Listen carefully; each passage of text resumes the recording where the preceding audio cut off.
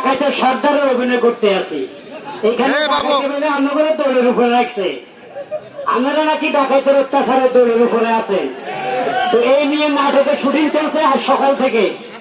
কিন্তু আমি এমপি সাহেবের সাথে কাজল ভাইয়ের সাথে দেখা করার জন্য লাঞ্চের ঘর থেকে বসে আছি ভাই চেহারাখানা একটু দেখে যাব তো যাই হোক ভাইকে দেখে আমার খুব ভালো লাগলো আমি রহমান করে গেছিল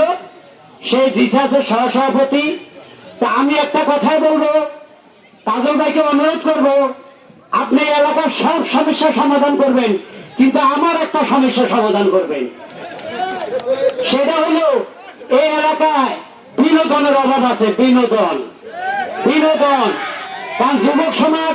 এখন আর নেশা করতে চায় না জুয়া খেলতে চায় না মদ খাইতে চায় না ওরা যদি একটু বিনোদন পায় তাহলে কিন্তু ওরা শান্তিতে থাকে তার প্রমাণ আমি আজকে সারাদিন শুটিং করতে দেখছি মানুষ কিভাবে শুটিং দেখার জন্য আগ্রহী হয়ে তাকিয়ে থাকে তা আমি দোয়া করবো 12 তারিখে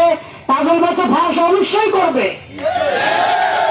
ধানের শীষে ভোট আপনারা অবশ্যই দিবেন কিন্তু কাজল ভাই পাশ হওয়ার পরে আগামী রোজার ঈদের পরে এই এলাকায় আমার গ্রুপের নায়ক নায়িকাদেরকে আনি একটা বিরাট করে অনুষ্ঠান করতে হবে এইটাই আমার চাওয়া ধন্যবাদ সবাইকে।